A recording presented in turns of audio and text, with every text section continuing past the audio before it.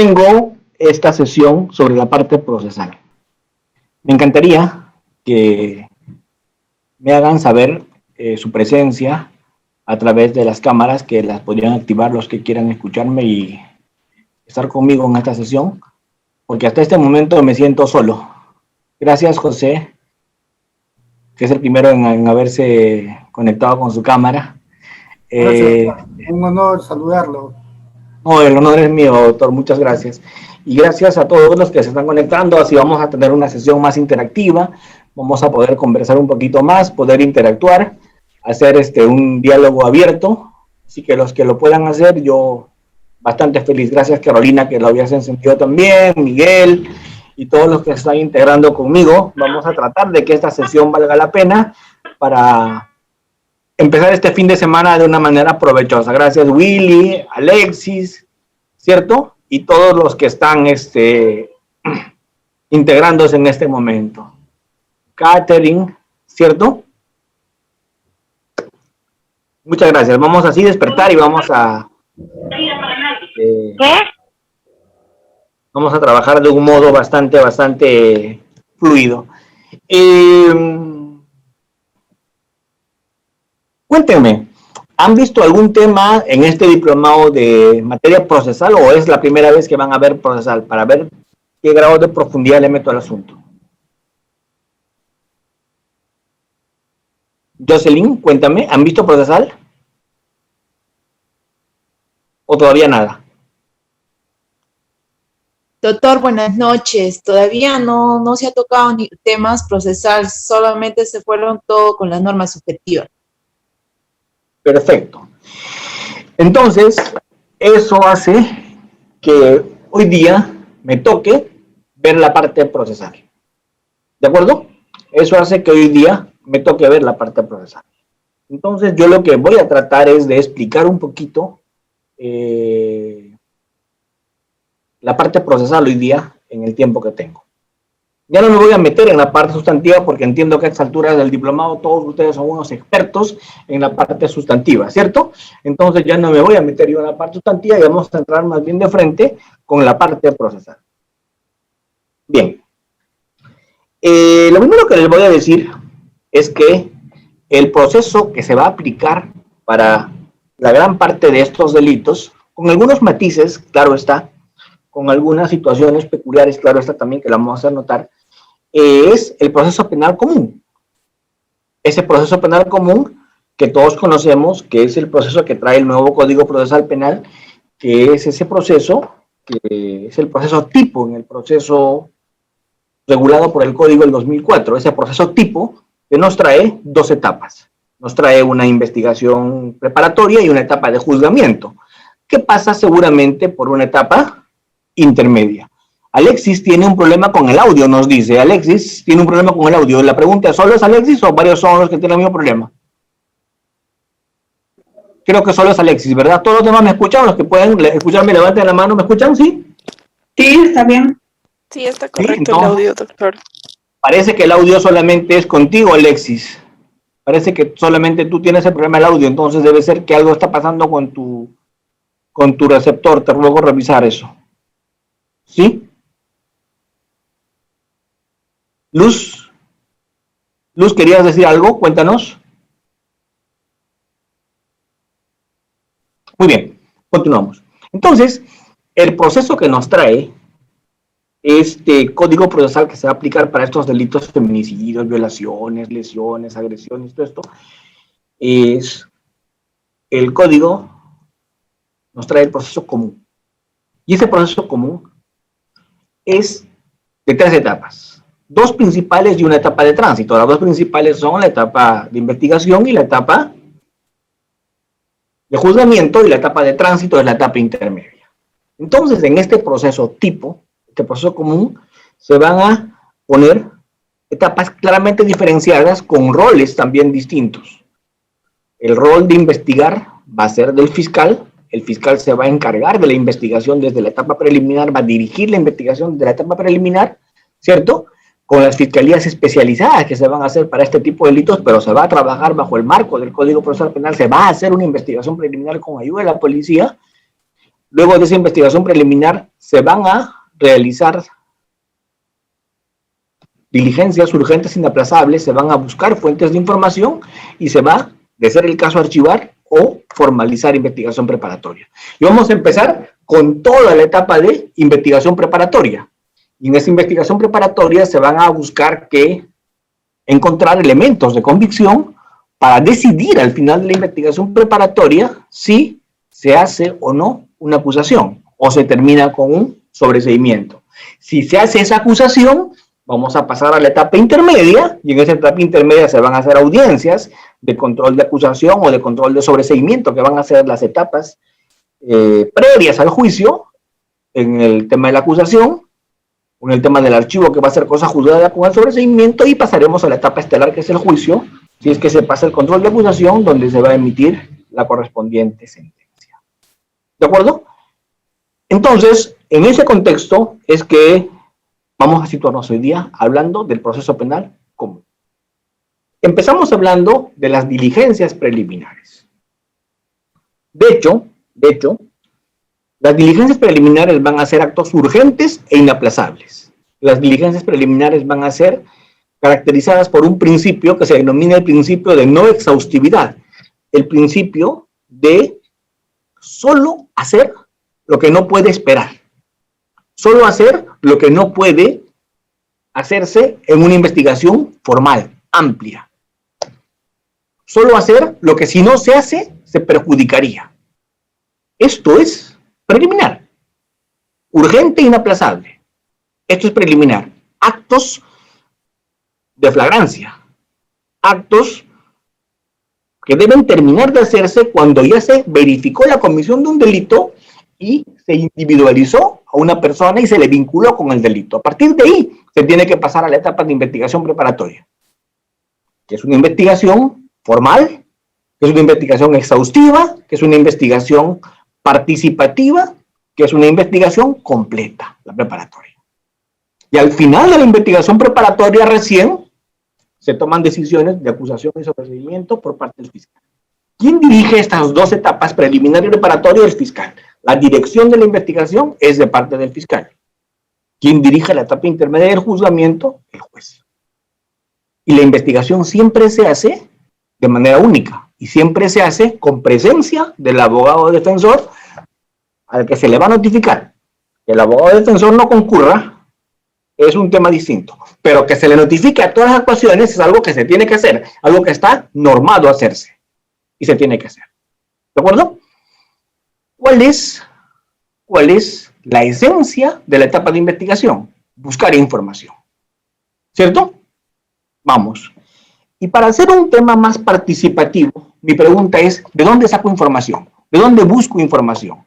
La etapa de investigación es una etapa de acopio de información. La etapa de investigación es una etapa de acopio de fuentes de información. Mi pregunta inicial es entonces, ¿de dónde saco información? ¿Quién rompe el hielo conmigo y me dice? ¿Nadie? Doctor, buenas noches. De los hechos, de la denuncia que interponga, ¿no? Y dependiendo de ello, se va a recabar pues los elementos de convicción. Por ejemplo, en un caso de violencia contra una mujer, agresiones físicas, ¿no? En este caso, los elementos, la inmediata actuación sería remitirla al médico legista para poder sacar el certificado médico legal y más su declaración. Ya, perfecto. Me dices de la dosis de crímenes. ¿De dónde más? Me están dando ideas muy interesantes, pero ¿de dónde más? ¿Podría ser de la declaración de los mismos, de las mismas partes procesales? De las declaraciones de los demás sujetos procesales, claro que sí, claro que sí. ¿De dónde más?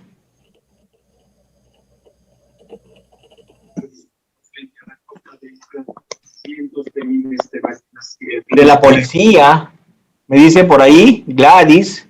Julio César, ¿qué me dices? ¿Has prendido tu micro? El depredador de los...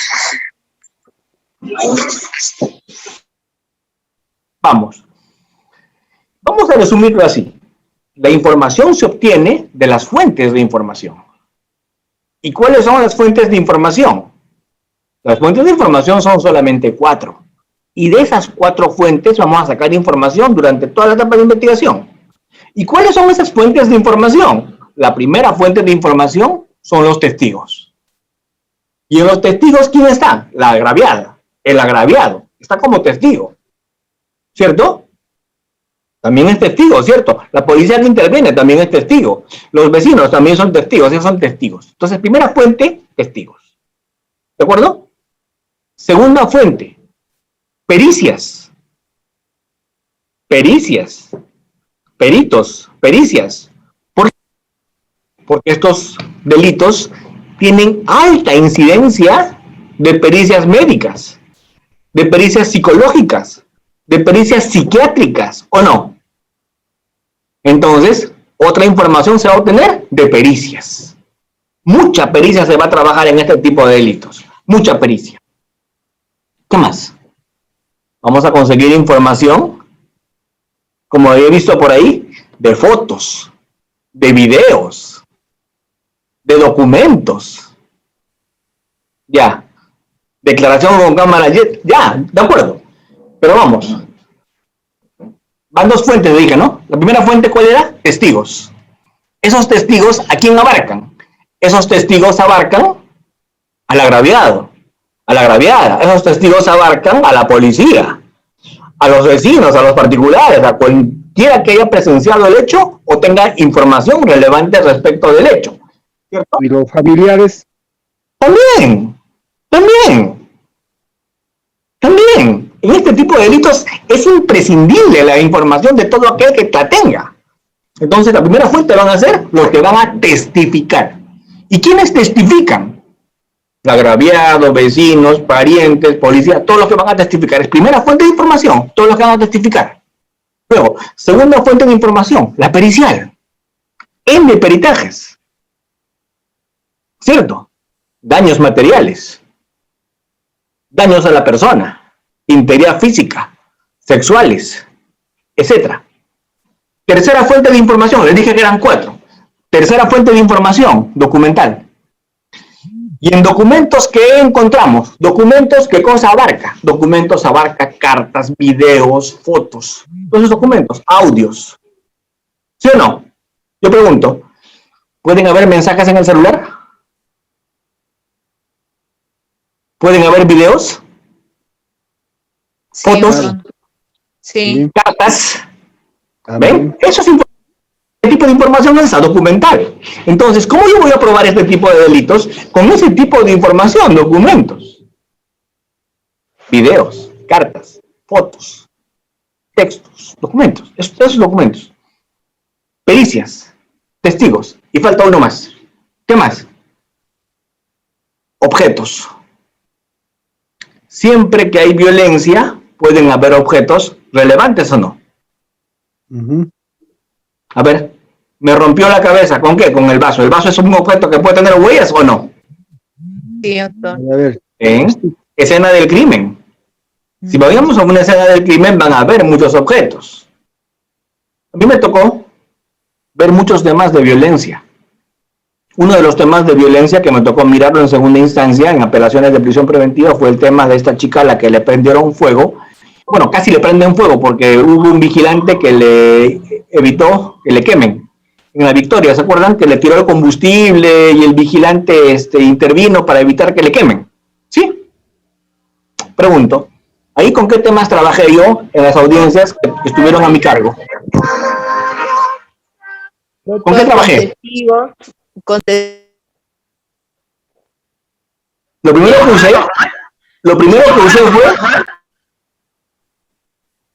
que usé fue documentos, porque llevé videos, porque habían videos, ¿se acuerdan? Habían videos. ¿Qué más llevé? Fotos. ¿Cierto? ¿Qué más llevé? Cartas. Entonces llevé documentos. ¿Qué más llevé? Testigos. ¿Quiénes eran mis testigos? La policía que intervino. ¿Quién más? El vigilante. El vigilante. ¿Quién más? La agraviada. Los familiares.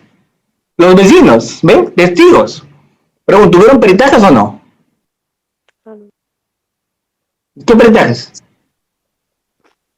Psicológicos. psiquiátricos. Ya.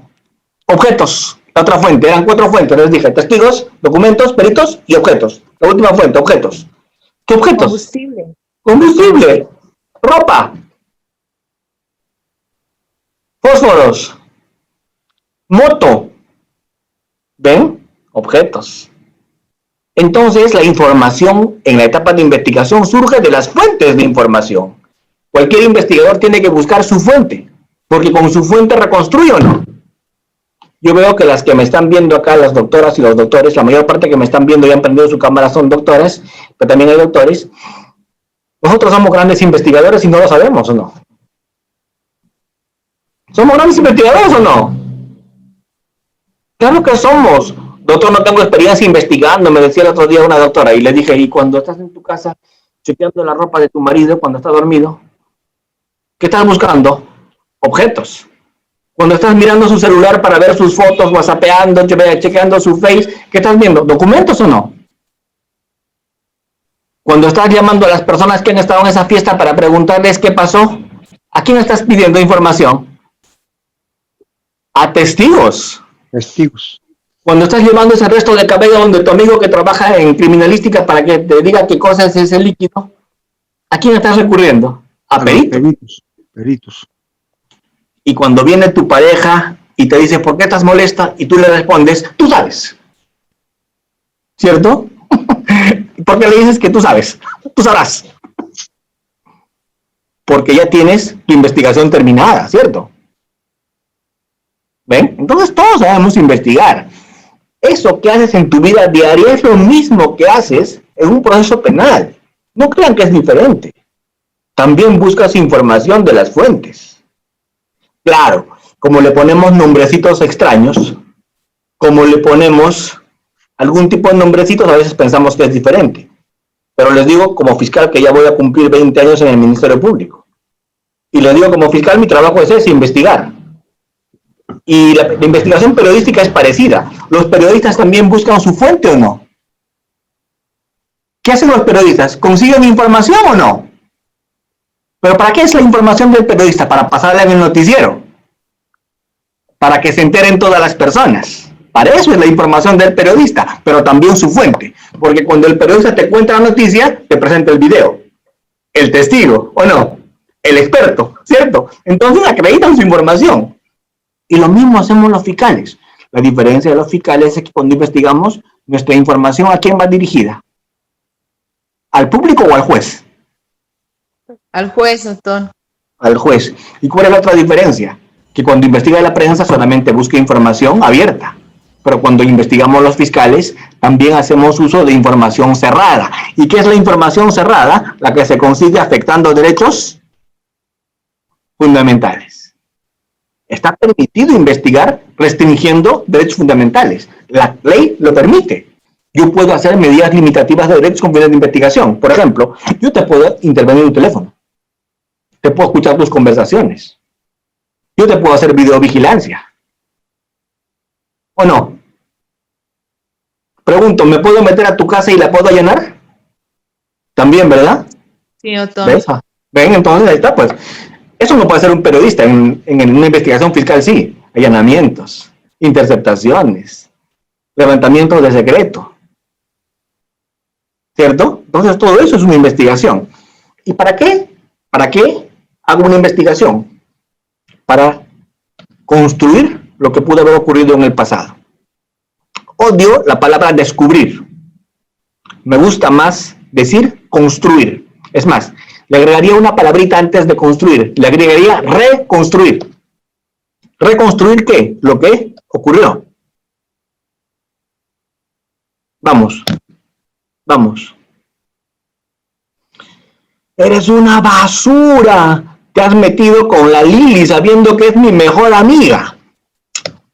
Lo que le estoy contando es algo que he cambiado nombres, pero eso, vean. Eres una porquería. Un maricón.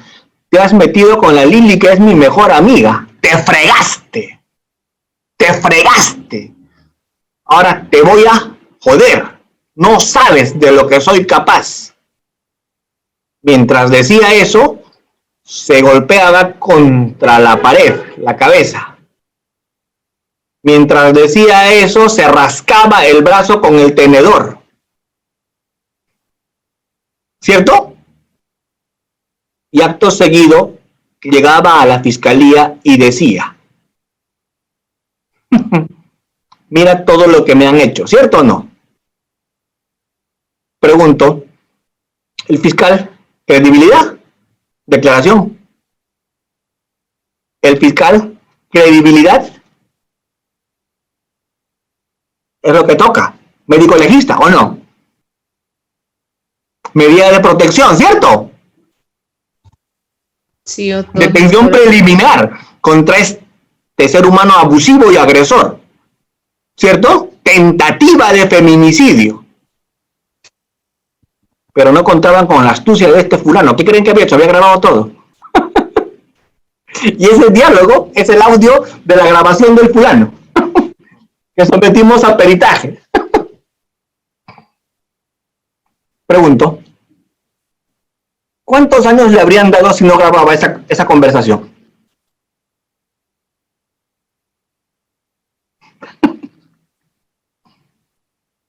Para eso es una investigación. Porque no todo lo que brilla es oro, ¿o sí? Yo pregunto, ¿eso que les acabo de contar puede pasar? No siempre que hay agresión, no siempre que hay lesiones, no siempre que hay violencia, no siempre que hay de feminicidios, así. Puede pasar. ¿Cierto? Y en este caso a ese señor le estaban imputando algo que él no había hecho. ¿Y por qué? Despecho. ¿Por qué? ¿Cuál había sido la falta? Ser adúltero. Pero pregunto, ¿el adulterio es una causal de divorcio? Lo que debió hacer su esposa es separarse. Y encima con causal. ¿Qué causal? Adulterio, ¿verdad?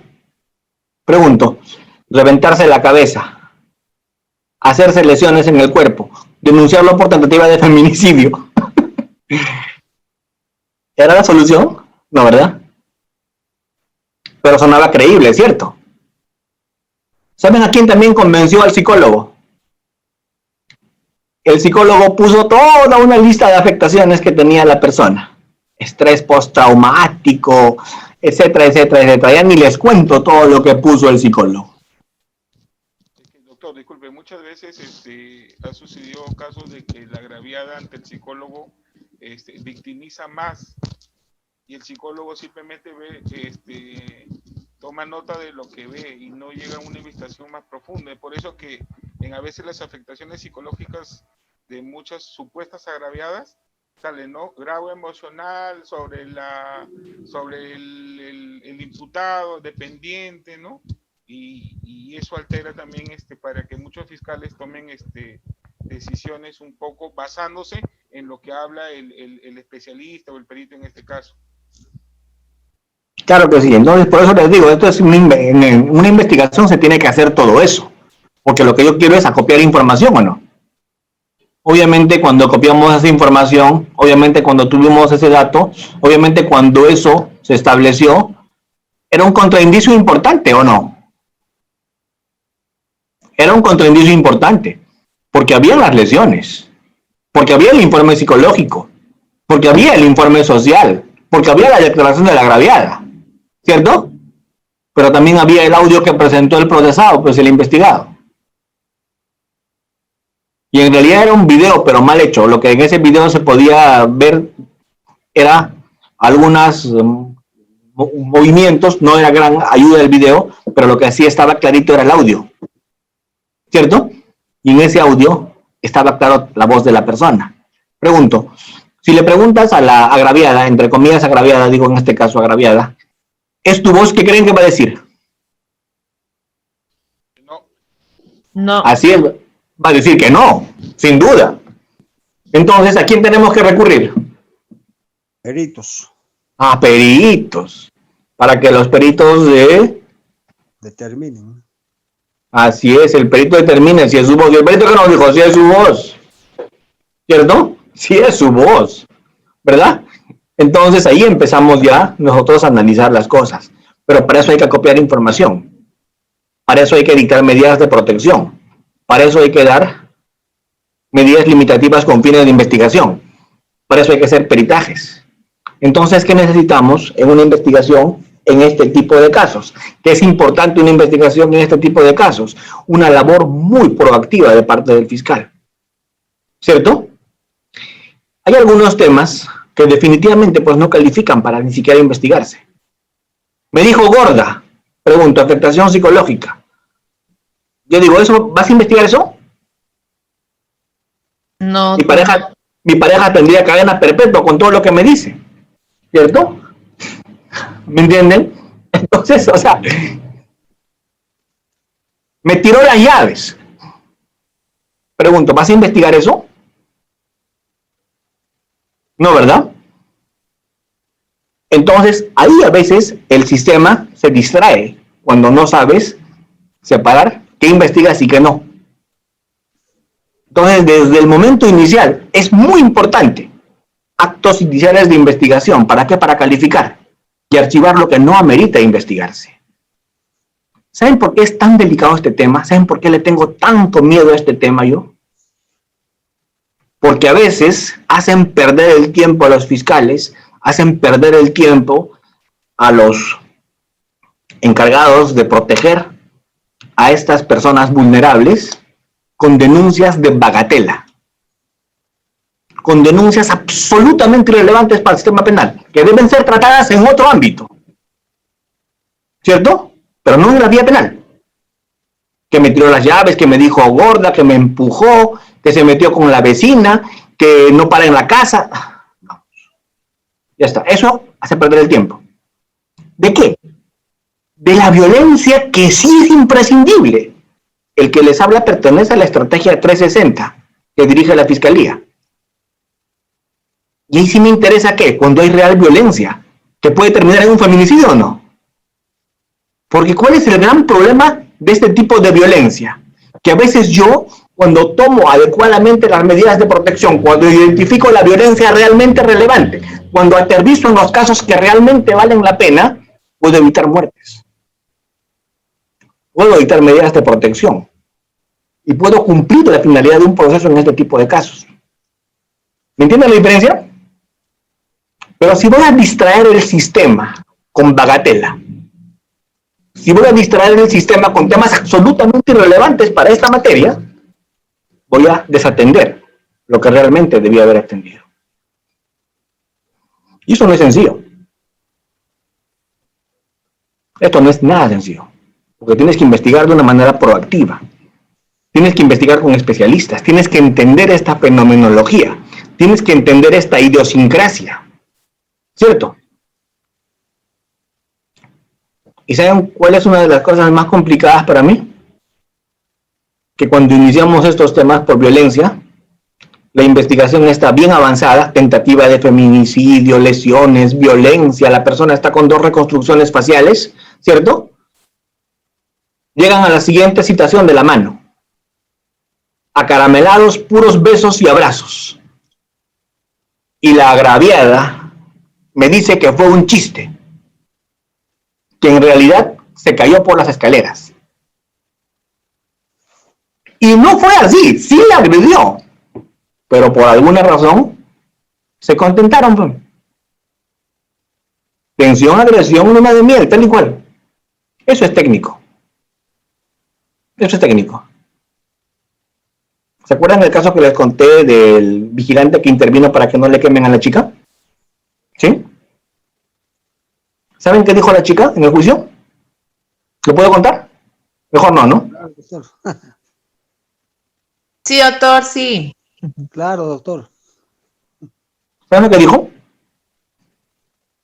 Dijo que el señor se le había caído el combustible cuando ella se había atravesado y que en ningún momento le quiso tirar combustible para prenderle. ¿Me entienden? Pregunto, ¿archivamos el caso o no? ¿Por qué? Porque era clara que esa versión estaba no ajustándose y no siendo coherente con los demás hechos o no. La verdad. Entonces tú tienes que profundizar la investigación aun cuando la versión haya retractado. ¿Por qué? Porque tú no necesitas la versión de la agraviada a veces para continuar, para perseverar, porque puedes continuar y perseverar aun cuando la versión de la agraviada esté en contra. Porque muchas razones pueden continuar a que eso pase. El tema afectivo, el tema emocional, el tema patrimonial, el tema del dinero. La violencia no es solamente física. La violencia es psicológica, la violencia es económica, ¿o no? Entonces, por eso es que este tema lo tienes que manejar en ese contexto. Entonces, cuando vas a partir por una investigación en estos casos, tienes que tener claro qué vas a investigar. ¿A qué te vas a enfrentar? ¿Y qué tienes que establecer? Y para eso, lo básico es la preliminar. ¿La preliminar para qué te va a servir? Para sacarte de encima toda la carga bagatela, para sacarte de encima todo lo que es competencia de juzgados de paz, para sacarte de encima todo lo que no corresponde a la vía penal, para descongestionar el sistema penal, que hoy día está saturado con casos bagatela. Se los digo con mucha pena. ¿De acuerdo? ¿Por qué? Porque por alguna razón, en el Perú, ese populismo punitivo cree que va a resolver todos los problemas del país volviendo todo delito y poniendo pena efectiva a todo. Se cree que con eso se va a resolver los problemas del país, ¿o no? Entonces, de un tiempo a esta parte están hablando, o sea, de despenalizar ciertas figuras para sincerar la carga en este tipo de delitos. Pero mientras eso no pase, es labor fundamental de la Fiscalía archivar a nivel preliminar lo que no tiene relevancia. ¿Para qué? Para hacer investigaciones formalizadas, para formalizar investigación preparatoria únicamente en los temas que van a generar un caso al final. Y va a cumplir el objetivo del sistema. Porque si tú vas a tener una fiscalía con 700, 800 casos de violencia, ¿vas a poder investigarlos? ¿O va a ser inmanejable? Y al final vas a terminar archivándolos todos. ¿Y archivando qué? Lo que es y lo que no es. Entonces, para que eso no te pase, el primer filtro es el más importante, que es el filtro de la investigación preliminar, de las diligencias preliminares. Cuando pasas ese filtro, se supone que ya tienes un caso, una causa probable. Cuando formalizas investigación preparatoria, y esa causa que tienes que investigarla de acuerdo con un dibujo de ejecución, de acuerdo con una estrategia, con una investigación programática, que no es nada fácil. Aunque ustedes no lo crean, yo he trabajado en lavado de activos, he trabajado en anticorrupción casi toda mi vida. Y cuando empecé a trabajar en delitos de violencia dije, ¡uy! Eso que es fácil, ¿verdad? ¿Es fácil? ¿O es un mundo? ¿Ven? Entonces lo peor que puedes hacer es subestimar una investigación de este tipo. Lo peor que puedes hacer es no dar las medidas adecuadas y oportunas de protección. Lo peor que puedes hacer es no tener una investigación estructurada y programática. Y no laborar coordinadamente con las demás instituciones. Porque ¿quiénes también están acá comprometidas? ¿Cuál es? El SEM, doctor. ¿Qué más? Salud, educación. ¿Qué más? Poder judicial. Muy bien, ¿qué más? Policía, Minjus. Policía, Ministerio de Justicia, ¿qué más? Mindes. David, muy bien. Mindes, ven, bien. Entonces, ¿cómo es que tiene que trabajar? De una manera estructurada, de una manera enlazada, interconectada, coordinada. Se tienen que unir esfuerzos para esto. ¿Sí? La fenomenología que tenemos en el Perú no es compleja. La fenomenología que tenemos en el Perú no es complicada.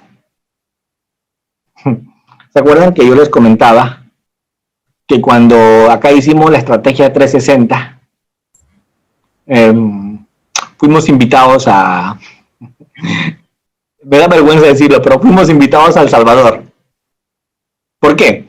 Porque habíamos presentado una propuesta que pretendía anticipar la comisión de delitos graves, que permitía anticipar la comisión de delitos que podrían desencadenar en muertes. Entonces en El Salvador vieron eso como espectacular, así que nos dijeron, compártanos vuestra experiencia, ¿cierto?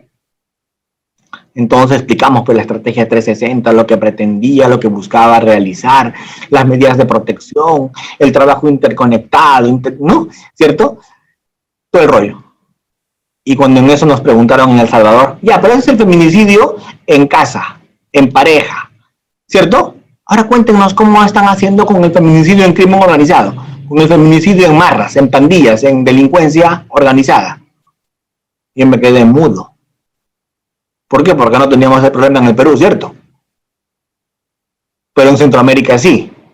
Y cuando me empezaron a explicar cómo hacen en estos casos, porque yo seguía mudo, y me empezaron a explicar, por ejemplo acá, te cuento para que nos digan cómo hacen ustedes, acá tenemos que en las marras siempre hay mujeres, pero las marras nunca ascienden, las marras están siempre en el nivel más básico de los 11 o 15 grados que hay según la marra. En la salvatrucha nunca suben del nivel 1. Las mujeres son una suerte de res nullius, son objetos sexuales de los marreros y las matan cuando se cansan de ellas, ¿cierto?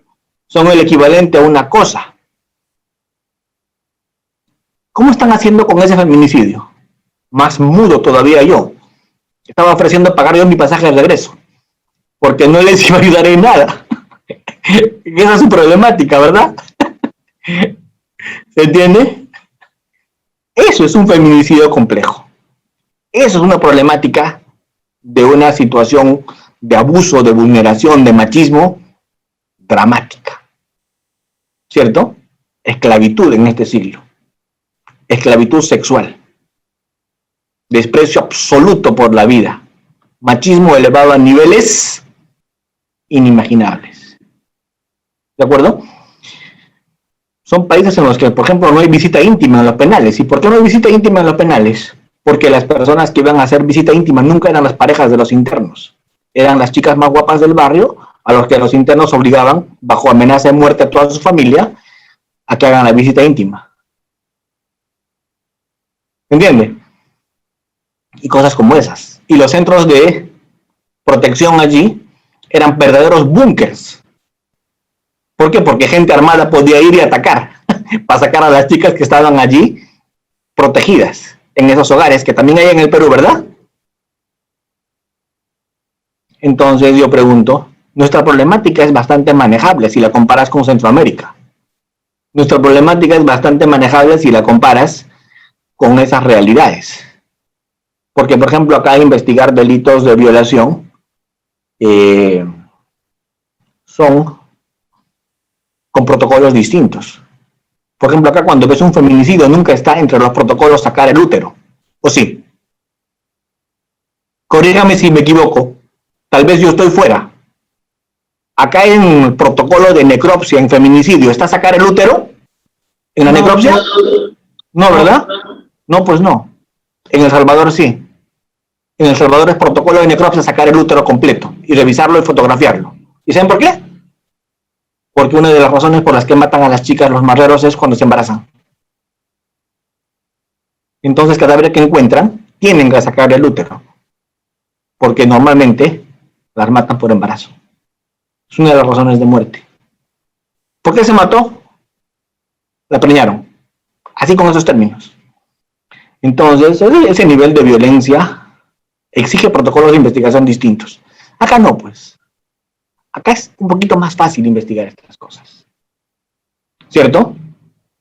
Pero se tiene que trabajar para conseguir condenas. Se tiene que trabajar para evitar que el clima baje. Hasta donde yo sé, durante todo este tiempo de encierro de pandemia, lejos de bajar, estas cifras han subido de una manera dramática. ¿Cierto? ¿Por qué? Porque estar en la casa, estar encerrados en condiciones casi de hacinamiento, en muchos casos genera que se incentive este tipo de violencia. Entonces, quiero darles esas recomendaciones respecto a esta investigación. Esta investigación tiene que tener ese tipo de peculiaridades. Esta investigación tiene que tener esas particularidades propias que no se pueden dejar de hacer. ¿Sí? Primera recomendación respecto a la investigación. ¿De acuerdo? Pregunto, desde la óptica de ustedes, y quiero escucharlos, porque José cuando empezamos esta reunión dijo que esto iba a ser un diálogo, porque era ya una de las clases avanzadas de este diplomado, porque ella me dijo que estábamos como en la 7ª o 8ª clase. Me dice, ya son todos unos expertos estos chicos. Entonces, yo lo que quería era escuchar más bien apreciaciones de ustedes. Desde el punto de vista de ustedes, ¿cuáles creen que son los problemas fundamentales en este tipo de delitos? ¿Qué problemática afronta este tipo de delitos? En cuanto a su procesamiento estoy hablando, porque hemos venido a hablar de la parte procesal.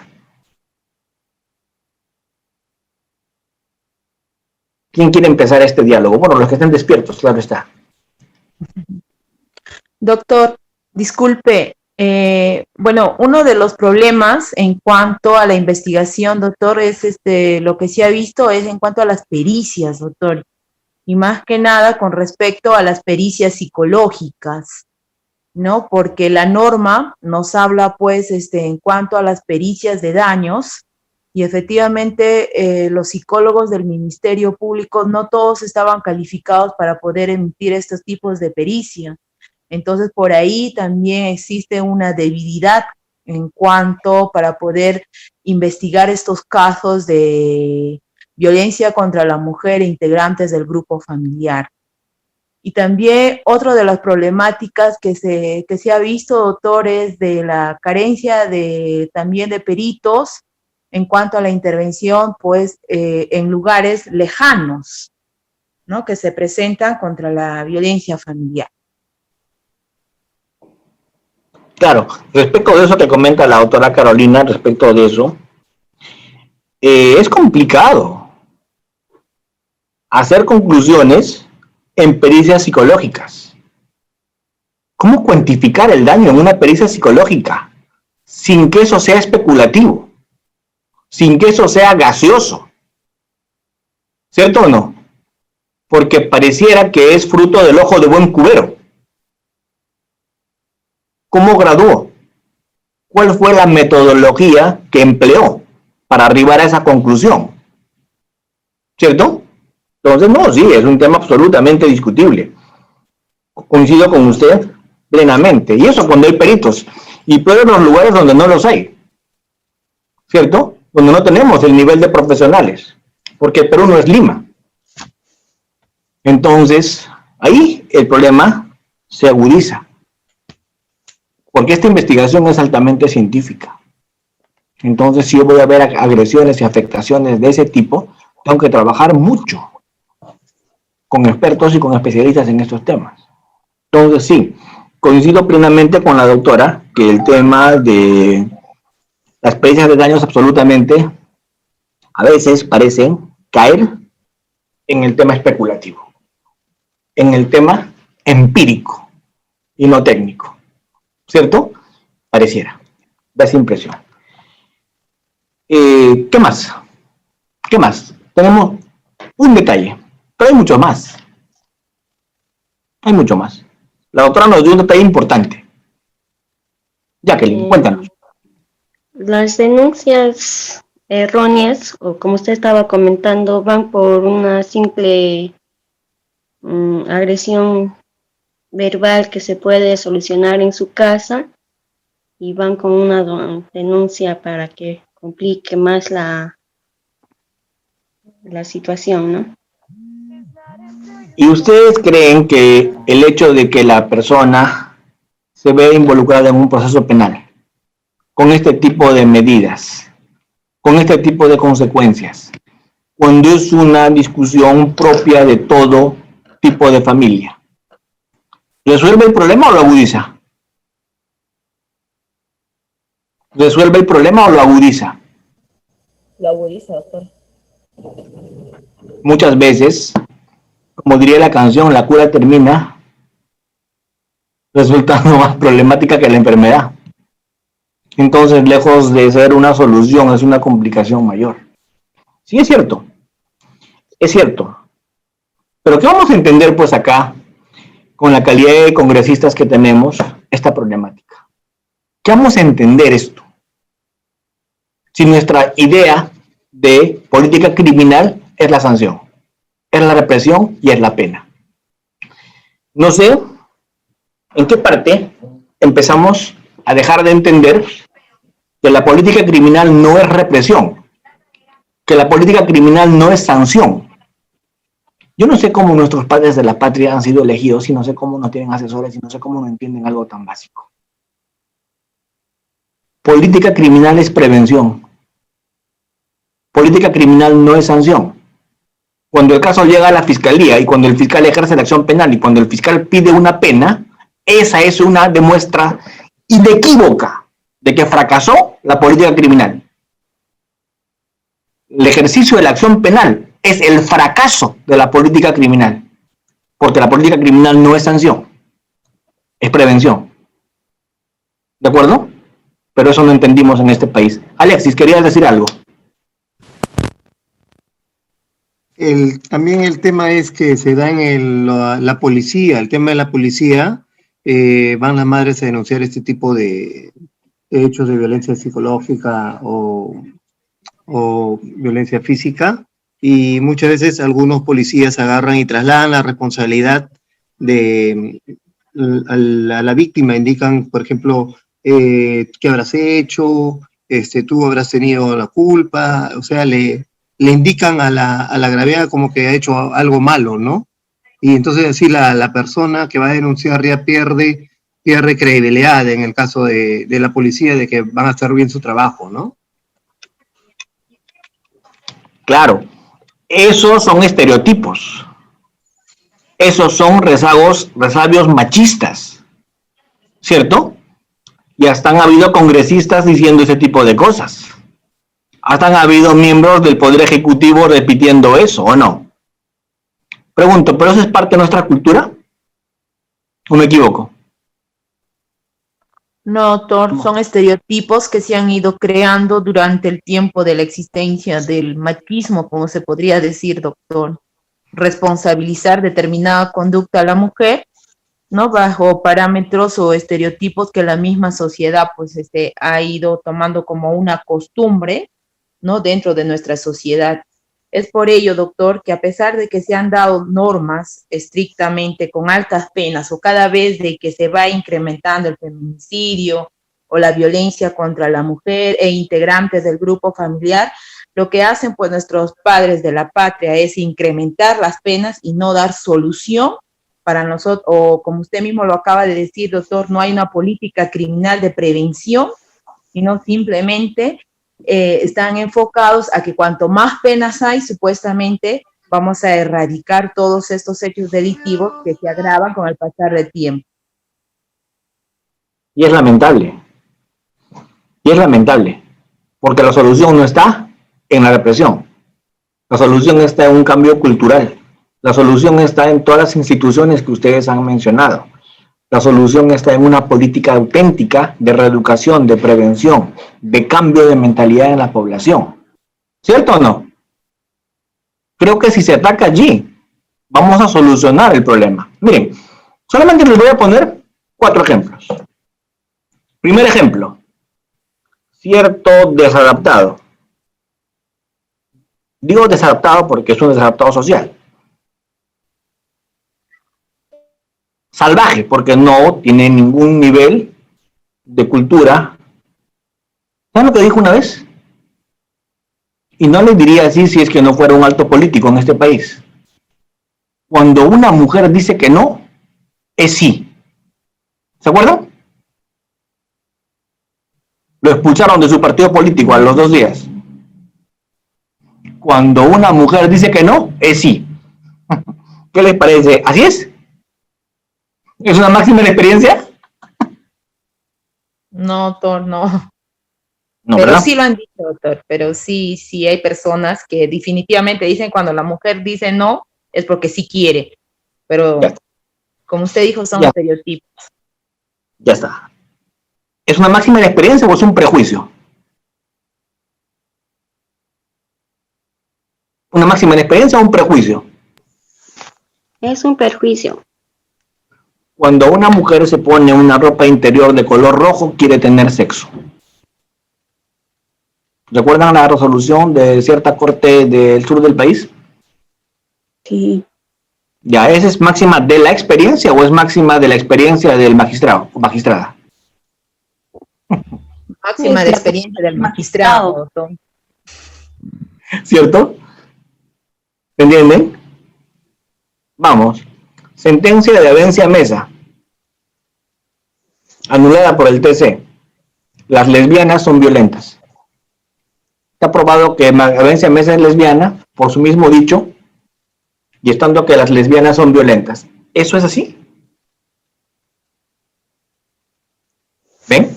Estamos hablando de resoluciones de la Corte, de cortes superiores de este país. No, o sea, yo no estoy inventando, yo estoy diciéndoles nombres y apellidos, cosas concretas. Entonces yo pregunto, si las Cortes piensan eso, que porque una mujer se pone ropa interior roja es porque quiere tener sexo, o porque es lesbiana es violenta, ¿cierto? O porque cuando acudió a una reunión y consumió alcohol, se aten a las consecuencias de que eso le generaba. Pregunto, ¿ese tipo de conducta, ese tipo de marco, se va a solucionar levantando penas? Yo creo que no. Ahí la solución no es el incremento punitivo. Ahí la solución no es el incremento de penas. Ahí la solución es una política criminal distinta, que trate de atacar en el fondo esa problemática. Problemática que, créanme, doctores, yo la veo con mucha preocupación. Porque ya tengo algunos años, no muchos, pero algunos años viendo estos temas. ¿Y qué es lo más preocupante? Salieron leyes con muy buena intención. Se han modificado seguramente delitos sexuales. Dentro de los delitos sexuales se han puesto elementos constitutivos del delito de violación que antes no existían. Por ejemplo, se ha incluido no solamente la violencia, la amenaza, sino también el entorno, el contexto, ¿cierto?, en el que se comete el hecho. Porque yo no le puedo decir que no ha habido ni violencia ni amenaza cuando el tipo pues abusaba de su hijastra. ¿Se entiende? Imagínense ese consentimiento de la hijastra para tener relaciones sexuales dentro del seno de una familia donde hay violencia. No es que mi hijastra me dio su consentimiento, pregunto. ¿Consentimiento real es ese? ¿En ese contexto de violencia puede haber un consentimiento válido? No, doctor. ¿Ven? Entonces, eso, por ejemplo, es un avance. Se modificó la ley en ese sentido. ¿Qué más? Se incluyeron nuevas figuras agravadas. Perfecto. Se puso el alcohol como agravante en estas figuras. Perfecto. Pero lo que hacen con una mano borran con la otra. Se prohíben salidas alternativas, penas suspendidas. Pregunto, ¿eso es racional? ¿Se dan cuenta? Entonces, eso agudiza el problema. ¡Mano dura! No, la mano dura no funciona. Pero como no hemos venido a hablar de eso, sino del proceso mismo, a lo que yo les quiero llevar es a que entendamos cuál es la esencia del proceso en el que nos estamos moviendo. Porque no es lo mismo un proceso penal en un caso de violencia con un proceso penal con una banda, organización criminal o un tema de corrupción o un tema de lavado de activos. ¿Por qué? Porque aun cuando banda criminal, organización criminal, lavado de activos, corrupción, marcaje, reglaje, asaltos, robos, se tramiten en el mismo proceso común que se tramitan los casos de violencia, ¿cierto? Y aun cuando sea el mismo marco normativo que se aplica, yo pregunto, ¿son investigaciones absolutamente distintas o no? Con condiciones completamente distintas, con fines diferentes, con pretensiones diferenciadas, con medidas de protección distintas, con participantes distintos, con intervinientes diferenciados. Y si no entiendes eso de saque, no entendiste nada en el proceso penal. Porque hoy día yo les podría explicar en 20 minutos cómo funciona todo el proceso penal. Les podría explicar cuál es el plazo de la investigación preparatoria y ustedes podrían explicarse en este momento así, miren, ¿no? Miren lo que voy a hacer en los siguientes minutos. La investigación preparatoria es dirigida por el fiscal.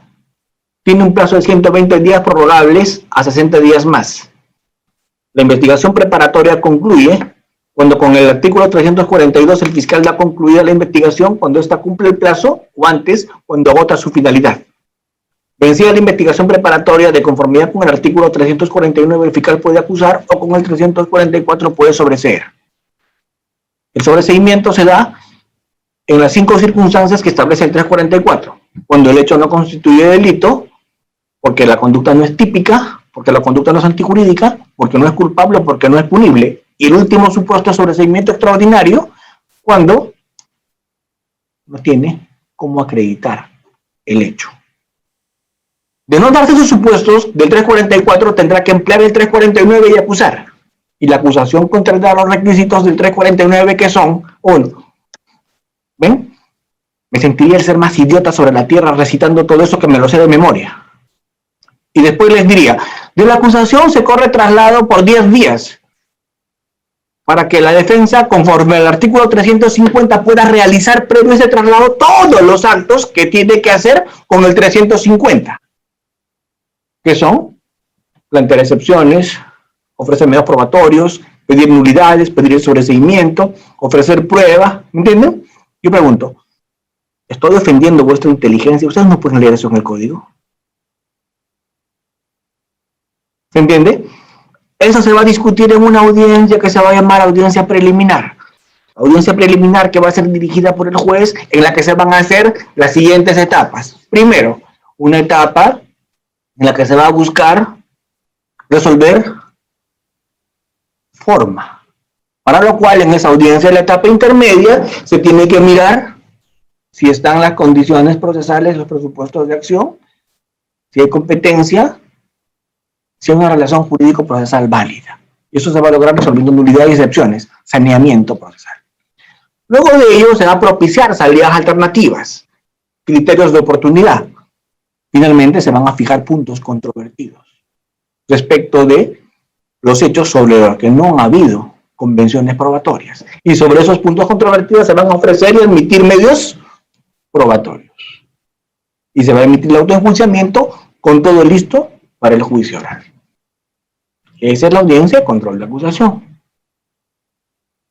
Y el tema queda expedito para ir a juicio. Yo pregunto, eso es común para todos los procesos, ¿ah? Esa preparatoria, esa intermedia, esas exigencias, esos artículos, ese auto de enjuiciamiento es común para todos los procesos. Pero mi pregunta, doctores, es, estos delitos de violencia, ¿cómo tienen que ser vistos? Con las matizaciones propias de este tipo de delitos, con las características y peculiaridades que estos delitos tienen, y a partir de allí, hacer los planteamientos. ¿De acuerdo? Yo pregunto, en todos los procesos tenemos que llevar a los testigos al juicio. En todos los procesos tenemos que llevar a la parte agraviada al juicio. ¿Acá también? ¿Qué implicaría llevar a una agraviada nuevamente al juicio acá? Revictimizarla, doctor. Revictimizarlo, doctor. ¿Ven? Son peculiaridades de este tipo de procesos. Acá se tiene que trabajar con prueba preconstituida. Acá se tiene que trabajar con prueba anticipada. Acá es vital la preparatoria. Y en el juicio hay que evitar casi la mayor parte de actuación. Por la naturaleza propia y por los niveles de protección que se tienen que brindar con las personas que son agraviadas por estos delitos. ¿Cierto? Yo pregunto, ¿las medidas de protección que se están dando están siendo adecuadas? ¿Están cumpliendo las finalidades? ¿Están evitando los resultados que se están presentando? ¿Sí? ¿No? ¿Por qué? ¿De acuerdo? ¿Por qué? Ahí tengo que apuntar en esa investigación preparatoria, a esos actos de investigación, a esos actos de protección, a esas medidas, muchas veces de conciliación, de acuerdos y de autocomposición que tienen que haber las partes. Pregunto, ¿este tipo de procesos siempre tienen que terminar en juicio? ¿O la norma tiene que buscar salidas alternativas? Se Pregunto, busca ¿cómo medidas está? alternativas, doctor. ¿Pero se dan, doctora Carolina? Doctor, con procesos inmediatos también puedes terminar algunos delitos. ¿Con penas efectivas? Con penas efectivas que la misma norma nos pide, doctor, pero eso puedes, si está basado en el artículo 122b, Puedes convertirla. no me equivoco, no puedes reconvertir la pena. Ya está. Entonces, ahí tenemos que poner tenemos que convertirla, ahí tenemos que entrar al análisis. Porque un poco la idea es solucionar el problema. Porque para eso sirve un proceso, para resolver los problemas. No debemos perder de vista que un proceso lo que busca es solucionar un conflicto. Para eso es un proceso. Un proceso es para resolver un conflicto. ¿De acuerdo? Vamos a parar 10 minutos y luego de lo cual voy a explicar con diapositivas todo el proceso, cómo se tiene que realizar. ¿De acuerdo?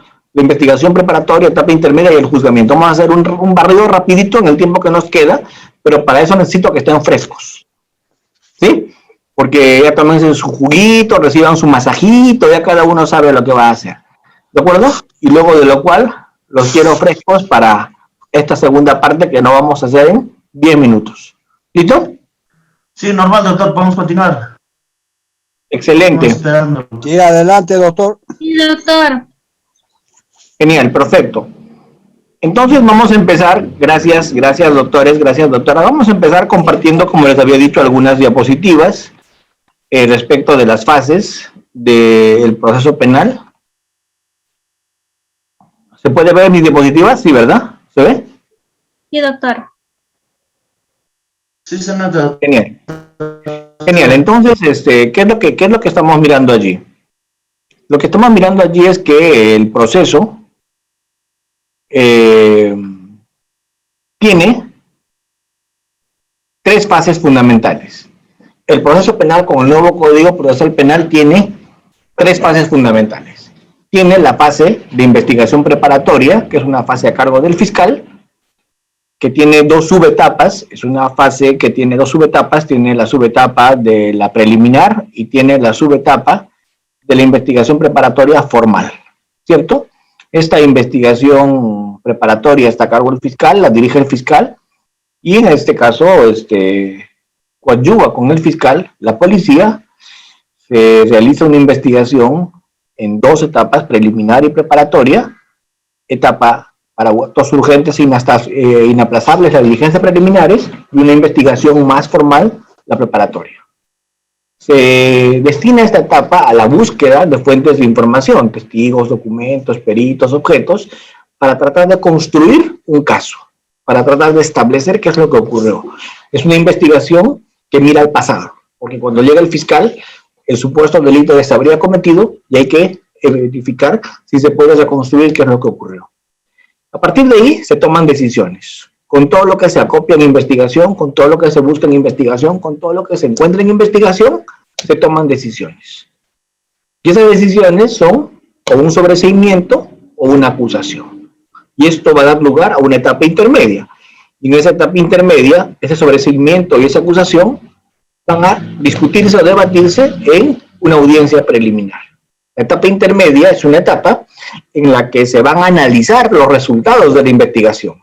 Si el resultado de la investigación ha sido la acusación, se hará un control de acusación por todos los sujetos procesales para evaluar si esa acusación tiene los ingredientes mínimos indispensables para pasar a juicio.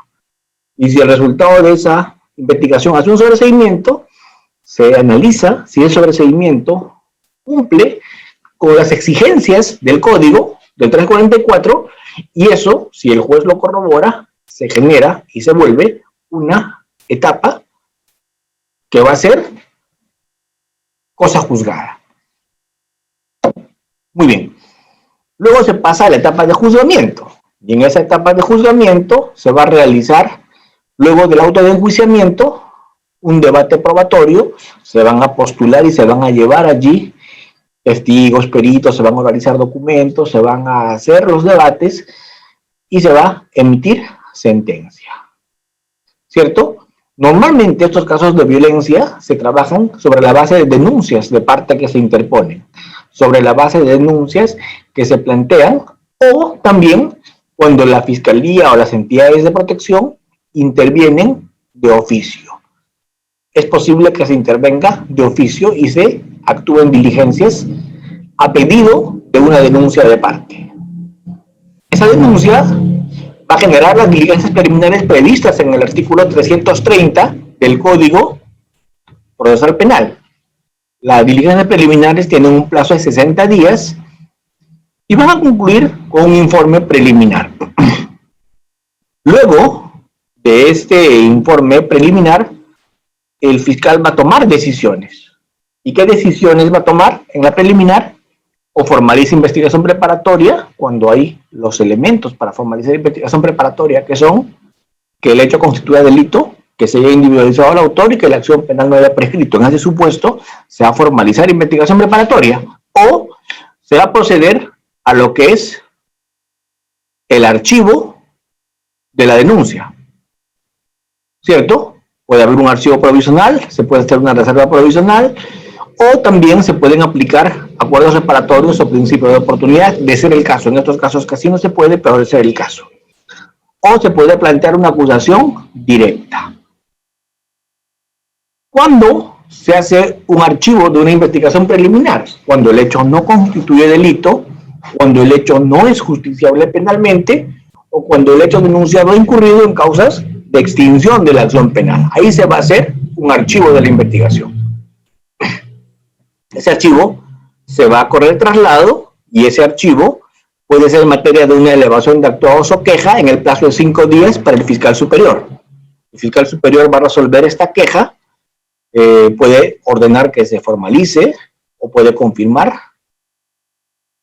Excepcionalmente, se puede reaperturar con nuevos elementos.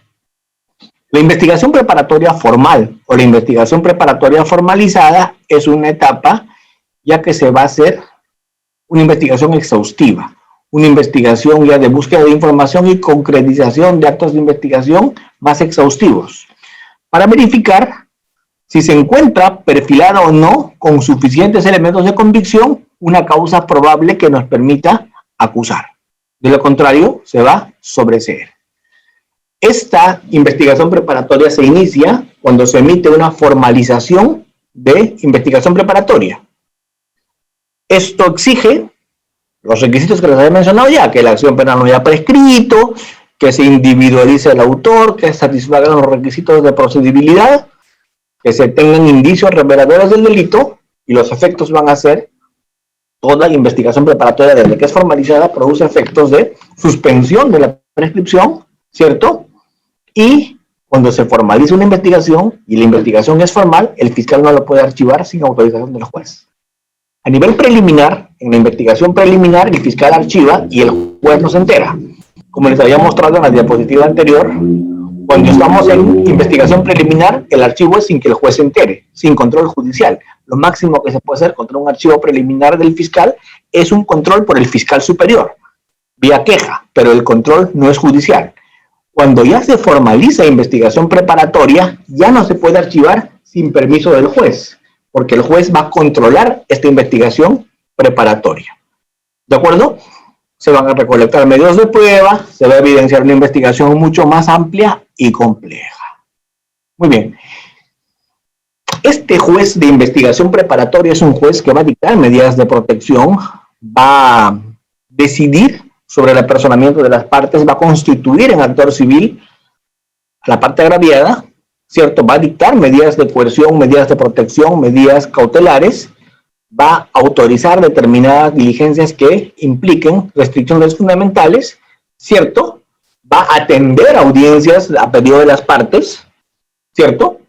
Va a disponer actuación de prueba anticipada y va a finalmente disponer la conclusión del proceso vía sobreseimiento.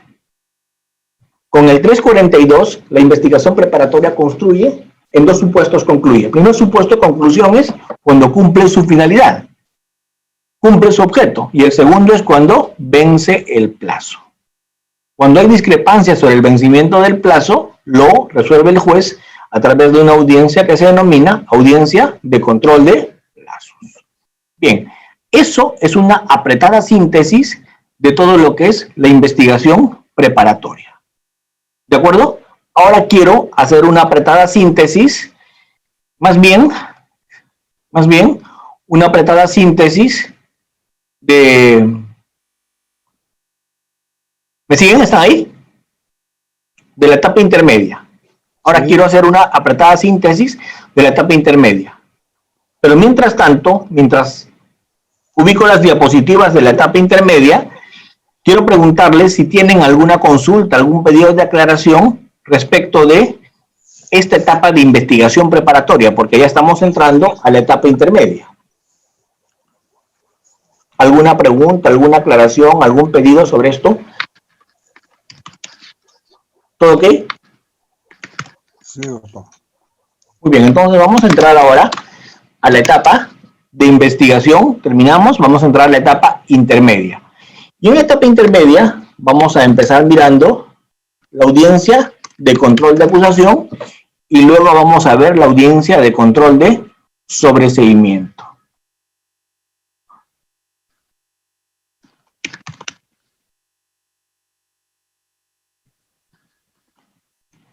¿Están viendo mis diapositivas o todavía no? No, doctor.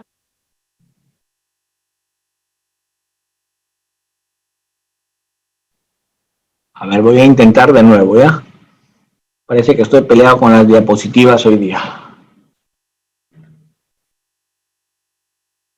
A ver, ahí estoy abriendo.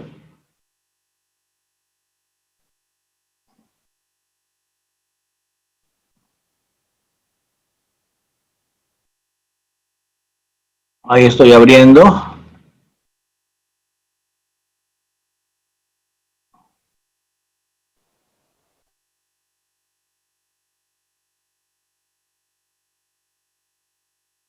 ¿Ahí pueden ver? Sí, doctor. Sí, doctor, ahí sí, Sí, se doctor. visualiza. Se visualiza. Perfecto, entonces ahí estamos en audiencias en etapa intermedia. Vamos. La etapa intermedia empieza cuando concluye la investigación preparatoria, como les había dicho, con el artículo 342. A partir de ahí, o se dicta un requerimiento de acusación o se dicta un requerimiento de sobreseimiento. Acusación con el 349 o sobreseimiento con el 344. Esta acusación se notifica cuando es acusación para que con el 350 la defensa adopte las acciones a que hubiere lugar. ¿Para qué sirve la audiencia de control de acusación? ¿Para qué sirve la etapa intermedia? Para decidir todo tipo de cuestiones previas, prejudiciales, excepciones. Para resolver pedidos de modificación, aclaración o subsanación de la acusación. Para presentar requerimientos de sobreseimiento, de ser el caso. Admitir medios de prueba ofrecidos. Presentar documentos. Decidir prueba anticipada. Fijar convenciones probatorias, decidir la aplicación de criterios de oportunidad y decidir imposición de medidas de coerción. Muy bien, ¿cuáles son las características de esta audiencia de control de acusación? Primero, se dicta en la fase intermedia. 2, ante el juez de investigación preparatoria. 3, a pedido del fiscal, actuación rogada. 4, se va a controvertir, porque a eso tiene derecho la defensa. Las personas que van a asistir de manera obligatoria van a ser el fiscal y el defensor. En la audiencia de control de acusación en etapa intermedia no es necesaria la presencia de la defensa acompañada con su abogado, hasta que esté el abogado. No tiene que estar el procesado. No es necesaria la presencia del abogado y del procesado. Se puede hacer una audiencia de control de acusación únicamente con el fiscal y la defensa. No es obligatorio que esté el procesado. Tampoco es obligatorio en etapa intermedia que esté el actor civil o el tercero civilmente responsable. Basta para que se lleve a cabo la audiencia que esté el fiscal y el defensor. Se van a hacer dos tipos de controles, un control formal y un control sustancial de la acusación. Los términos van a ser perentorios. ¿Qué exámenes se van a hacer en etapa intermedia? Primer examen, el examen de defectos formales de la acusación, con el artículo 349. Los requisitos de la acusación del 349 son esos, los que están allí.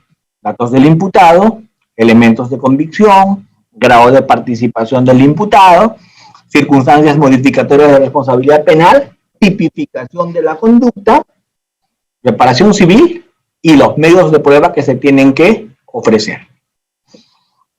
Tiene que respetarse el principio de congruencia en etapa intermedia. ¿Qué quiere decir eso? Quiere decir que no se puede variar el núcleo fáctico. Solo se puede acusar sobre lo que se ha formalizado en investigación preparatoria. Solo se puede acusar sobre lo que se ha formalizado en investigación preparatoria. No se puede cambiar el núcleo fáctico. Y las circunstancias excepcionales, ¿cuáles son? Cuando se puede hacer acusaciones alternativas o acusaciones subordinadas. Luego se tienen que verificar medidas de coerción y medidas de protección que estén vigentes. Se plantean excepciones o medios técnicos de defensa siempre que antes nos hayan planteado o presentado. Y eventualmente se puede también actuar prueba anticipada. ¿De acuerdo? Eventualmente se puede también actuar prueba anticipada. Eso es bastante probable. Muy bien. Luego de hacer el tema de la prueba anticipada, que en estos casos es muy importante por la especial vulnerabilidad en la que están ciertas partes y a veces hay que hacer la prueba anticipada, ¿cierto? Viene el tema del control del sobreseimiento. ¿Cuándo estamos en el control del sobreseimiento? Cuando vamos a mirar en la audiencia de control del sobreseimiento los requisitos del artículo 344 del Código.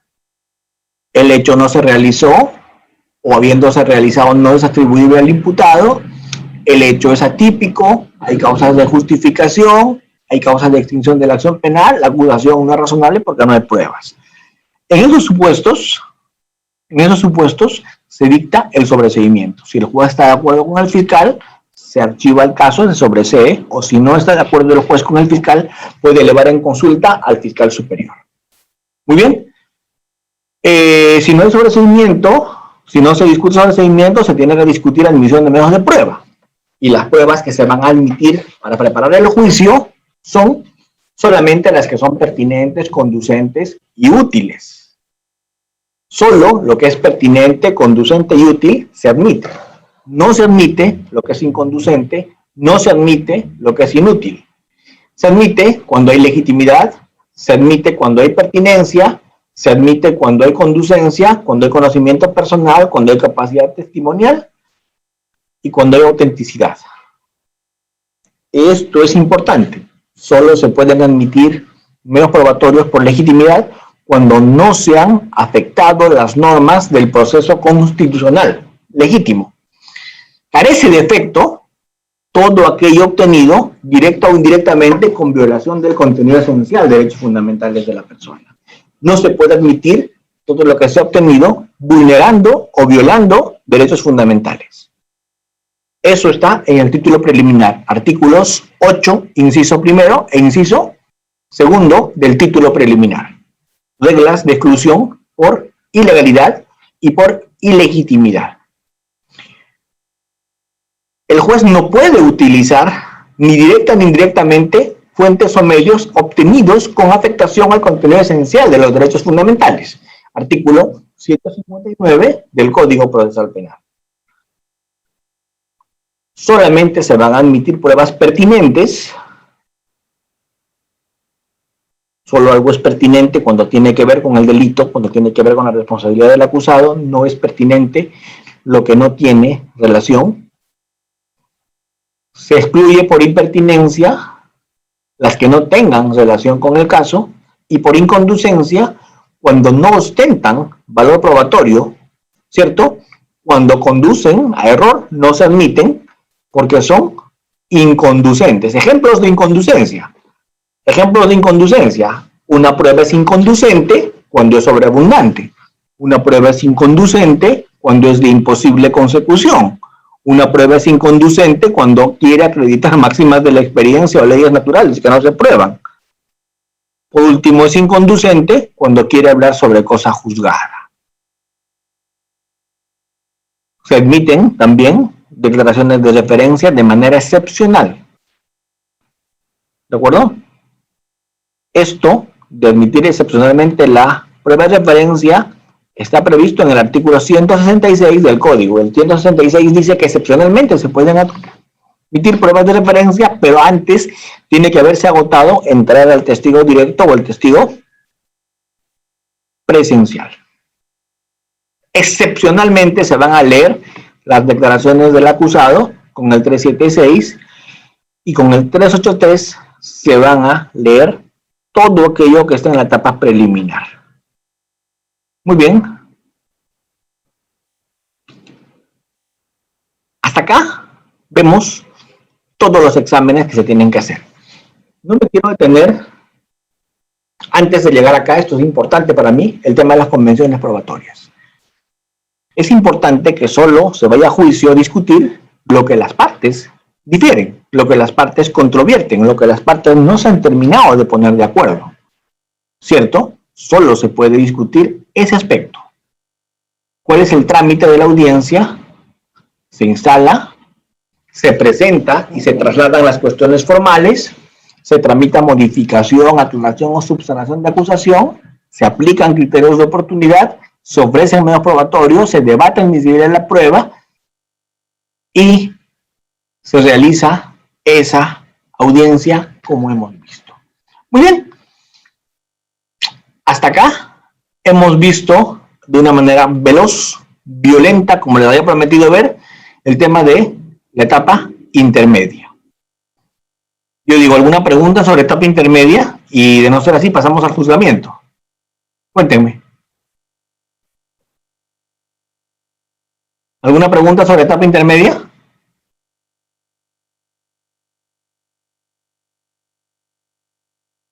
¿No? ¿Están ahí, doctores? Sí. ¿Alguna pregunta sobre etapa intermedia? Sí, doctor, yo tengo una pregunta. Adelante, doctora.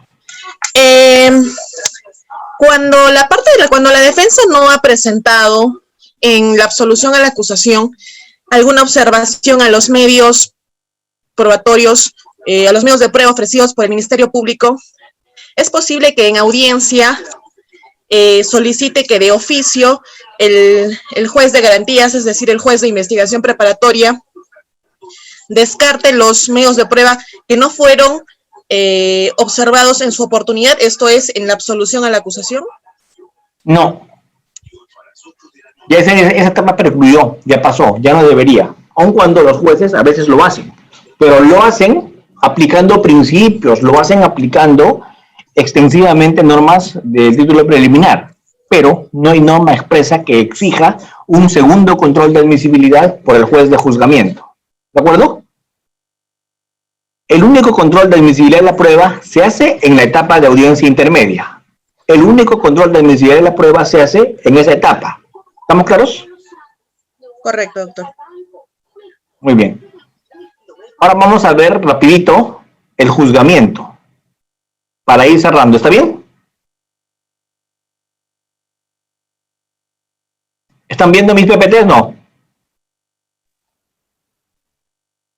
No se ve. No se ve. No hay nada, doctor. No se ve. Les digo, hoy día estoy peleado con las diapositivas. Ahora. Ahora sí se ve, doctor. Ya está, doctor, ya está. Muy bien, ahora sí vamos a ver el juicio. ¿De acuerdo? El juicio. ¿Cuál es la importancia, doctores, del juicio? Cuando llegamos al juicio, es la etapa de la actuación probatoria. Juicio es para actuar prueba. Juicio es actuación probatoria. ¿Qué implica juicio, actuación probatoria? Implica que las partes tienen que ir a actuar su prueba para convencer al juez. Hasta ese momento, todo el proceso se llegó en etapa de investigación y en etapa intermedia ante el juez de investigación preparatoria. En el juicio, recién va a conocer el caso el juez de juicio, y es el que va a tomar la decisión final, es el que va a emitir sentencia. ¿Cuál es el primer principio de las reglas de aportación de información en juicio? El primer principio es que las partes tienen que probar los hechos que aleguen. El que lo dice, ese lo prueba. Excepción, 385, excepción, prueba de oficio. La prueba de oficio es una excepción, no es la regla. La prueba de oficio es excepcional, no es la regla, es una excepción. ¿De acuerdo? Muy bien. ¿Qué se entiende que se va a actuar? Se va a actuar lo que no ha sido materia de convención probatoria. Porque lo que ha sido materia de convención probatoria no se actúa. ¿Cierto? Porque hay acuerdo. ¿Cómo se va a hacer la actuación probatoria en juicio? La actuación probatoria en juicio va a tener un orden, va a tener una secuencia. La actuación probatoria en juicio va a empezar con el examen del acusado. Luego de ello, se van a hacer la actuación de los medios de prueba admitidos, testigos, peritos, y luego se va recién a oralizar documentos, ver videos, escuchar audios, y finalmente se va a hacer valoración probatoria. Solo, y esta es la parte muy importante que quiero que entiendan del juicio, solo el juez cuando valora puede utilizar lo que se ha realizado en juicio. Lo que no se ha realizado en juicio no existe. Lo que no se realizó en juicio no lo puede usar el juez. El juez solo sentencia sobre lo que se realizó en juicio. Y cuando el juez valora, lo hace respetando las reglas de la ciencia, las máximas de la experiencia. ¿De acuerdo? Muy bien. El acusado tiene el derecho de declarar en juicio. Es un derecho. No es una obligación del acusado a declarar en juicio. La declaración del juicio es un derecho. Derecho del acusado.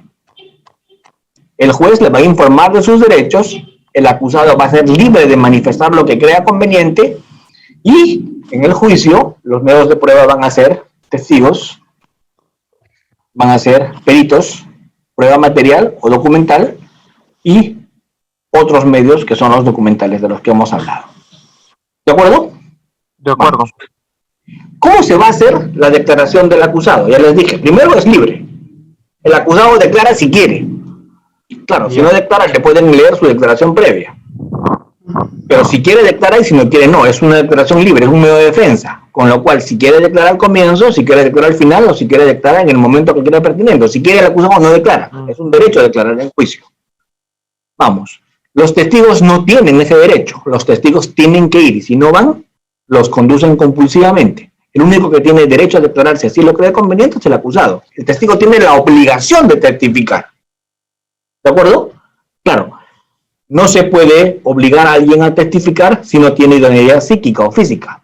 Tampoco se le puede obligar a testificar a alguien contra sí mismo, porque eso significaría incurrir en responsabilidad penal y está prohibida la autoincriminación. ¿De acuerdo? Y siempre, cuando se examine a un testigo, se va a usar, como igual que al perito, examen y contraexamen. Examen directo y contrainterrogatorio o contraexamen. Están prohibidas las preguntas capciosas, están prohibidas las preguntas sugestivas, están prohibidas las preguntas impertinentes en la actuación de la declaración de testigos. Igual cuando declaran los peritos, la misma idea, examen directo contra examen. No se le puede hacer tampoco al perito preguntas capciosas, sugestivas o impertinentes. El perito, a diferencia del testigo, esto es importante, el testigo no puede usar notas, no puede llevar ayudas memorias, no puede leer cuando declara, el testigo. El perito sí. El perito puede llevar diapositivas, puede consultar documentos, notas, publicaciones. ¿Por qué? Porque se entiende que lo que es materia de peritaje es un tema amplísimo y tenemos que permitirle al perito consultar, discutir lo que tiene. ¿Cierto? Se pueden hacer exhibición de objetos, se pueden hacer exhibición de instrumentos, se pueden hacer exhibición de otros medios de prueba. Y vamos a terminar con la oralización. Luego de la oralización de los medios de prueba, pasan a hacerse en juicio los alegatos finales, palabras finales del acusado y se emite sentencia. ¿Qué necesito yo para ir al juicio? Saber litigar. Porque en el juicio se van a hacer actos que necesitan técnicas de litigación. Por ejemplo, todo juicio va a empezar, todo juicio va a iniciar, todo juicio va a empezar con un examen directo al acusado. Claro, previamente al examen directo se ha tenido que hacer la instalación de la audiencia. Se han tenido que verificar si hay situaciones u observaciones. Se declara instalada la audiencia con presencia de las partes que tienen que estar y luego de declarar instalada la audiencia se hacen los alegatos de apertura, la presentación de las partes. ¿Cierto? y luego de eso se verifica que tal vez puede haber conclusión anticipada. Y recién allí, si no hay conclusión anticipada, vamos a venir con todo lo que es, me olvidaba, prueba nueva, y luego de la prueba nueva, que es muy excepcional, solamente es para hechos denegados en la etapa intermedia y en segundo control de admisión por el juez, lo que es denegados y que está reservado de derecho, o lo que es hechos nuevos. A eso se limita la prueba nueva en juicio, y viene ya de frente todo lo que hemos visto en las diapositivas, que es la actuación probatoria propiamente dicha. Esa actuación probatoria propiamente dicha con todo lo que la actuación probatoria exige. ¿Y qué tienes que saber entonces, para resumir, para litigar en juicio? Primero, saber alegar, porque si no sabes hacer alegatos de apertura, no eres claro, lo que explicas no te entienden, tienes ahí algunos problemas, vas a fracasar en tu intento. Tienes que saber hacer alegatos de apertura. Luego, tienes que saber hacer interrogatorios, incorporando evidencia material, pidiendo exhibiciones y reconocimientos de documentos. De lo contrario, vas a perder tu oportunidad de acreditar lo que has llevado. Tienes que saber contraexaminar a los testigos de la parte contraria. Tienes que saber hacer objeciones. Tienes que saber oralizar, incorporar y discutir prueba material y documental en la etapa de oralización con el texto de leyes. Y por último, tienes que saber hacer alegatos de clausura donde hagas un resumen, donde hagas una conclusión de todo lo que se ha visto. Eso tienes que saber para litigar. ¿De acuerdo? Y con eso terminamos la etapa de juzgamiento. Y quedo de ustedes para lo que habíamos conversado, que eran las preguntas finales. Si las tienen, claro está. Les estoy comentando que todas las diapositivas de etapa intermedia, de juzgamiento y antes de investigación preliminar y preparatoria, las estoy dejando. Para que José se las pueda entregar y ustedes tengan un resumen de toda la parte formal y procesal que hoy día hemos conversado. ¿De acuerdo? No sé si hay alguna pregunta más.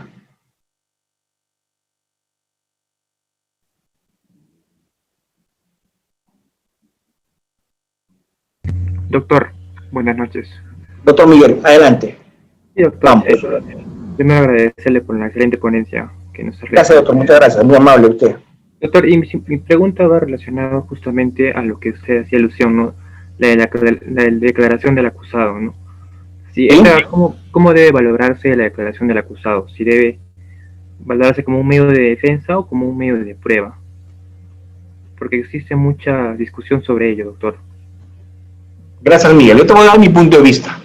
Mi punto de vista. Yo no te voy a decir que tengo la razón, pero te voy a dar mi punto de vista y lo voy a fundamentar por qué.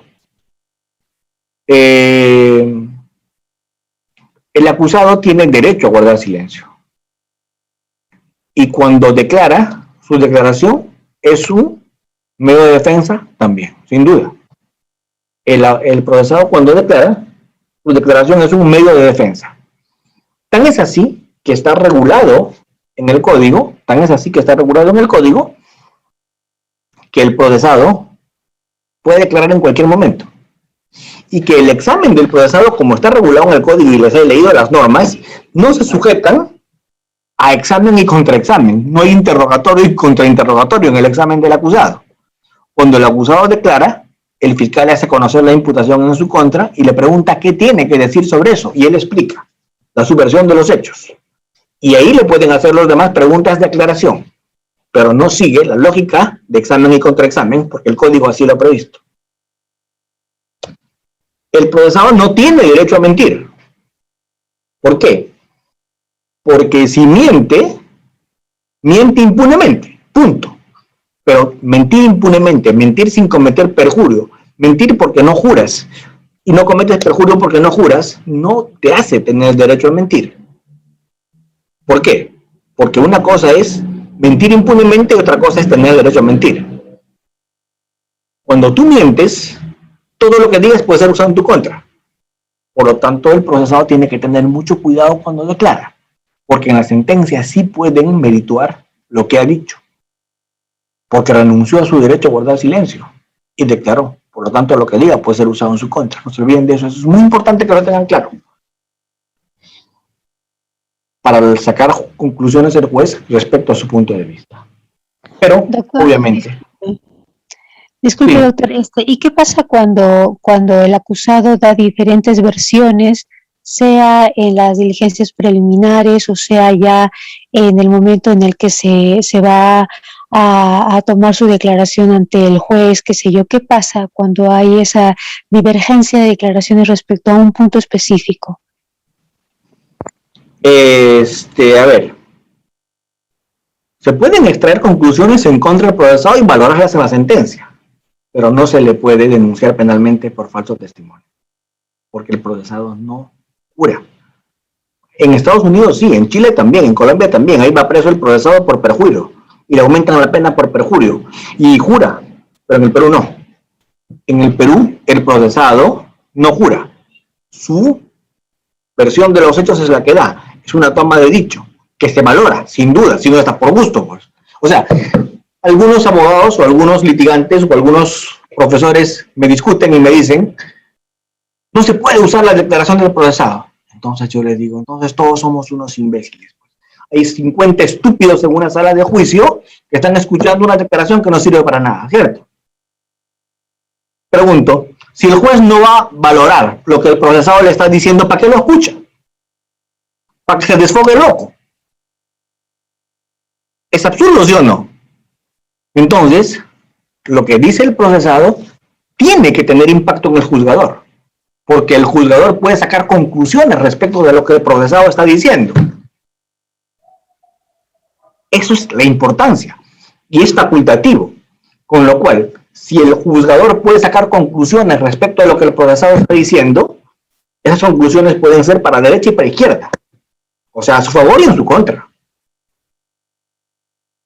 Lo que no quiere decir que si miente, cometa delito, porque no está obligado a jurar. Y lo que tampoco quiere decir que tenga derecho a mentir. Tanto es así que no tiene derecho a mentir que todo lo que diga puede ser un solo en su contra. Y tanto es así que no tiene derecho a mentir que no puede ejercer ninguna acción si no le dejan mentir. No hay derecho sin acción. Lo que sí es bien delicado declarar si eres el acusado, porque tu declaración puede hacer que el juez se genere un criterio y lo motive en ese sentido. ¿De acuerdo? Pero eso es importante. Mentir impunemente no equivale a tener derecho a mentir. Voy a poner un ejemplo tonto, pero perdónenme por el ejemplo. ¿El adulterio es delito? No. Igual que mentir en un proceso, no es delito si eres el acusado. Pero entonces yo, como el adulterio no es delito, yo soy casado, ¿tengo derecho a ser adúltero? No, ¿verdad? Porque que no sea delito no significa que tenga derecho a hacerlo. ¿Estamos claros? O sea, no todo lo que está regulado en el código como delito es lo único que está prohibido. Hay muchas cosas que no deberías hacer porque pueden generarte consecuencias en contra que no son delito. Pero te pueden generar consecuencias y una de ellas es mentir en un proceso si eres el procesado. Si mientes en el proceso de un procesado, puedes recibir muchas consecuencias en contra. Claro, delito no va a ser, pero sí lo pueden usar en tu contra. Por eso es que hay que tener mucho cuidado cuando declaras como procesado. Ahora, y si sus 3 declaraciones son contradictorias, el juez se va a hacer una pésima idea de él y la va a usar en su sentencia. Pero no va a remitir copias para que lo procese. ¿De acuerdo? ¿Se entendió, doctora? Sí, doctor.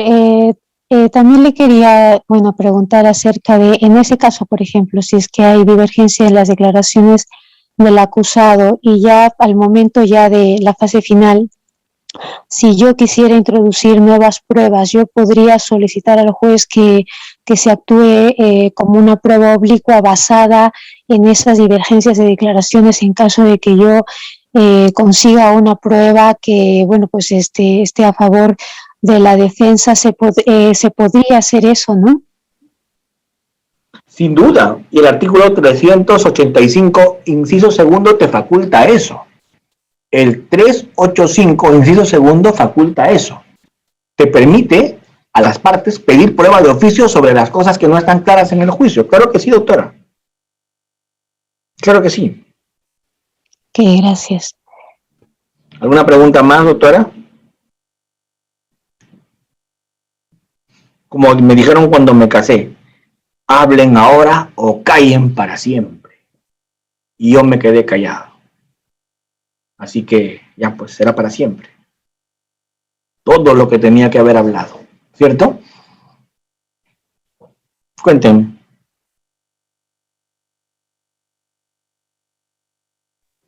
Doctor, buenas noches. Mi nombre es Mónica Guaracha. Hola, Mónica. Le quiero hacer una pregunta, doctor. Primero, dar las gracias por la brillante exponencia que usted nos viene dando. Muchas gracias. Y nada, doctor. Es referente en cuanto a los procesos inmediatos, doctor, que se está llevando a cabo actualmente en los delitos de violencia contra la mujer integrantes del grupo familiar. No sé si nos podría explicar, doctor, eso en las 3 etapas del proceso, ¿no? Que usted nos ha venido explicando procesalmente. Ah, ya, genial, no te preocupes, claro que sí, con todo gusto. A ver, ¿cómo funciona esto? Te lo voy a explicar rapidísimo. Mira, el proceso inmediato es simplificación procesal. El proceso inmediato es abreviación procesal. La única diferencia del común, del proceso que he explicado con el proceso inmediato es la que voy a tratar de ponértela en resumen así. Mira, ¿cómo te la voy a plantear? Yo tenía hace un momento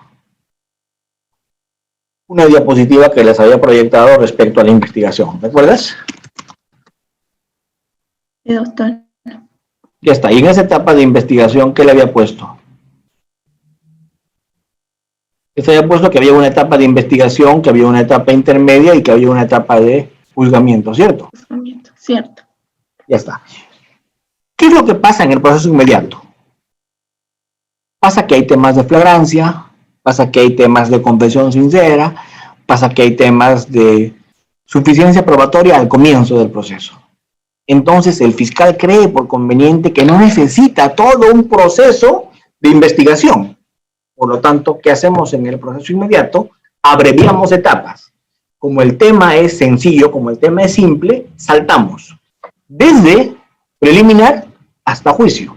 ¿Por qué? Porque no necesitamos investigación preparatoria, porque ya todo lo tenemos listo. Y los casos de violencia son casos sencillos en la medida en que ya tienen a nivel preliminar toda la información. ¿De acuerdo? Entonces, con eso se puede ir directo al juicio y así se ahorra toda la etapa de investigación preparatoria y etapa intermedia. Y eso es el proceso inmediato, simplificación procesal. Pero esa simplificación procesal requiere ciertas cosas. Y la primera situación que requiere la incubación de un proceso inmediato es que no sea un caso complicado. Jamás puede haber un proceso inmediato en violencia por violación. Jamás puede ser un proceso inmediato por feminicidio. Jamás puede haber por lesiones graves. ¿De acuerdo? Proceso inmediato puede ser por agresiones, puede ser por lesiones leves, pero nunca proceso inmediato ni por violación ni por muerte. ¿De acuerdo? ¿Por qué? Porque el proceso inmediato está pensado para casos sencillos. Para casos con prueba evidente. Para casos que no generen mayor complicación. ¿De acuerdo? Y lo que va a buscar es abreviar etapas. Lo que va a buscar es saltar etapas.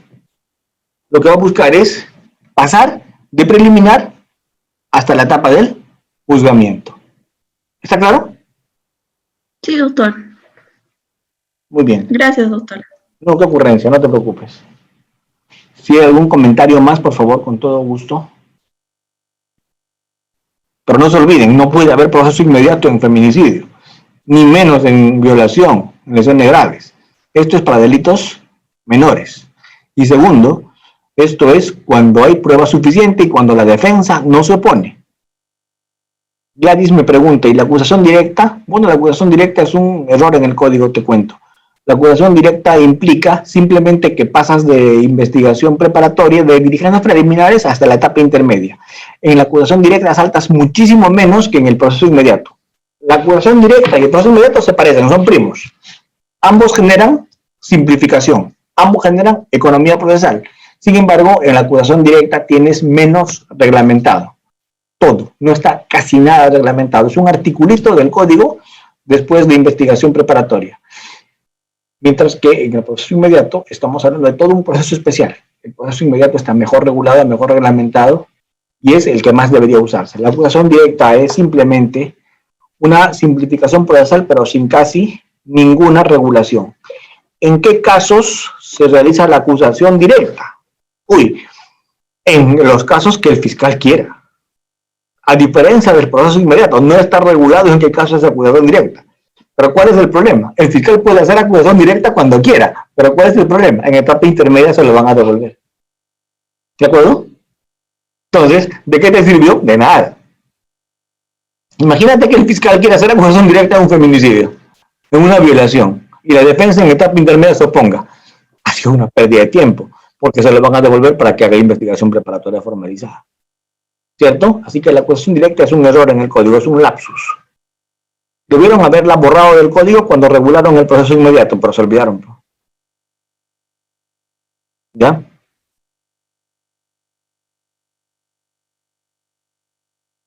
¿Algo más, doctores? Ya estamos casi a 10 de la noche. Entiendo que es un poquito pesada la jornada a esta hora. Doctor, buenas noches. Doctora Sara Paz, adelante, ¿cómo está? Doctor, buenas noches. Mi pregunta es esta. ¿Se afecta el principio de imparcialidad del juez cuando se admite la prueba de oficio bajo el pretexto de que se tiene que averiguar la verdad en el supuesto de que al fiscal se le olvidó presentar en su requerimiento de acusación una pericia, un informe pericial? ¿Se afectaría el principio de imparcialidad si el juez lo admite de oficio por la averiguación a la verdad? Cuando al fiscal se le olvidó presentar en su acusación, mucho menos lo ofreció en la etapa de control de acusación un informe pericial. ¿Podría admitirse de esa forma o creerse que se estaría violando el principio de imparcialidad del juez?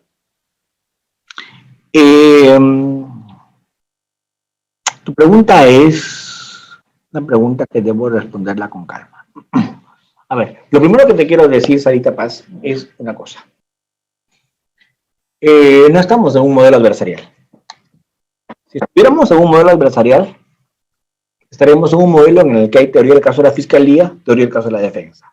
Dos investigaciones paralelas. En Estados Unidos hay dos investigaciones. La investigación que hace la fiscalía y la investigación que hace la defensa. Investigaciones en tiempos distintos y con conclusiones distintas. Y en ambas investigaciones hay una teoría del caso. Así funciona el sistema adversarial. El juicio es el enfrentamiento de esas dos teorías del caso para que el juez elija una. En ese modelo de teoría del caso es imposible hacer prueba de oficio. ¿Por qué? Porque el juez estaría tomando partido por una de las partes, que son adversarios que tienen sus propios casos. Lo que tiene que hacer el juez en ese modelo de teoría del caso es elegir una de las dos teorías del caso, o de la fiscalía o de la defensa. Pero ese modelo pues no está ni por asomo en el Perú. En el Perú tenemos un modelo en el que por lo menos en 35 artículos del código he contado yo que el proceso está para buscar la verdad. Y el juez, para buscar la verdad, dicta medidas de coerción. El juez, para buscar la verdad, hace controles de acusación. Para buscar la verdad, ordena investigaciones suplementarias. Manda al fiscal superior cuando hay un pedido de sobreseimiento que no le cuadra. Se queda a resolver con el expediente fiscal en etapa de investigación, artículo 8. Está permitido que a nivel preliminar plantee inspecciones judiciales. Está permitido que haga controles de plazos. El modelo nuestro es un modelo donde le da muchísima intervención al juez. ¿Por qué? Porque nuestro modelo es un modelo de búsqueda de verdad. Eso hay algunos americanizados, algunos que no lo entienden. Nuestro modelo está para buscar la verdad. Esa es una función de nuestro modelo, la búsqueda de la verdad. Así no quieran entenderlo algunos. Y esa búsqueda de la verdad implica que tenga que ser prueba de oficio el juez. Porque el 385, si alguien me hace el favor de leerlo en el segundo párrafo, nos dice eso con meridiana claridad. El juez dicta prueba de oficio para buscar la verdad. Claro, no es la regla, es la excepción, sin duda. Pero ¿qué pasa si esto va a ser indispensable para esclarecer la verdad y hacer justicia? Lo tiene que hacer. Toca hacerlo. El juez no es un árbitro. En Estados Unidos sí. Acá no. El juez es un ente que no puede ver cocodrilos pasando por debajo del piso y decir que no está mirando nada. Ni decir que es un contador de goles o un marcador de puntos. Un juez con esas características debería irse a Puerto Rico, Estados Unidos, a esos modelos empresariales. Acá no. Nuestro modelo es de verdad. Nuestro proceso es para encontrar la verdad. Y en eso también tiene que involucrarse el juez. Claro, ¿con qué límite? De no contaminarse. ¿Y cuál es el límite de no contaminarse? No traer de cosecha propia, sino lo que a las partes propongan, él lo puede hacer. Lo que a las partes les falte, él puede complementar. Pero no puede tener el juez su propia teoría, su propia versión, su propio punto de vista, porque si es así, ahí sí se estaría el juez saliendo de su rol de imparcialidad. Así que eso es lo que te podría decir, Sarita, respecto a lo que me has comentado. Gracias. ¿Alguna preguntilla más?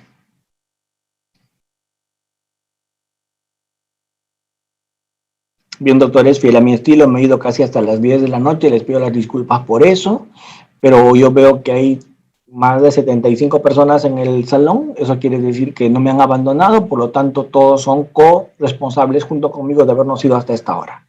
¿De acuerdo?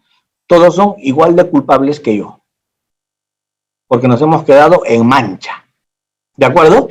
Así que, ahora sí creo que ya tengo luz verde para poderme ir a dormir, ¿cierto? ¿Y ustedes también o no?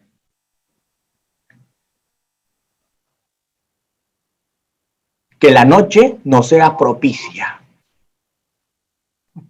¿Verdad que estoy bien agradecido con ustedes? Ha sido una reunión muy dinámica. Han intervenido, hemos conversado, hemos dialogado, hemos interactuado, hemos conversado. Y eso es bonito. Porque así siento que el tiempo no ha pasado. Siento que he trabajado hemos intercambiado, hemos discutido y creo que hemos cumplido en alguna medida los objetivos que me había trazado. Yo sé que todos ustedes están vinculados al tema de la violencia y bueno, les digo que es muy, muy delicada la función que están desempeñando. Así que les deseo éxito, les deseo suerte y lo más importante, no decaigan en su función tan delicada que es la que tienen, porque estos temas de violencia, desde el rol que desempeñas, es muy importante. Ya seas defensor, ya seas trabajador de algún ministerio, ya estés trabajando en una villa, estés en algún centro de asistencia a mujeres, ya sea donde estés. Tu rol va a ser muy importante, así que tienes que cumplirlo con mucha dedicación. Felicidades y hasta cualquier otra oportunidad. Que le vaya muy bien, cuídense. Gracias, doctor, por su Gracias, doctor. Ocurrencia, felicidades, descansen. Ya les toca, se merecen dormir. Gracias, Listo. doctor. De igual forma como usted también, doctor. Gracias, doctor. Muchas Cuídense. gracias, doctor. Cuídense, nos Buenas vemos. noches, Felicidades. doctor. Buenas noches, que le vaya muy bien. Cuídense, doctores. Igualmente, doctor.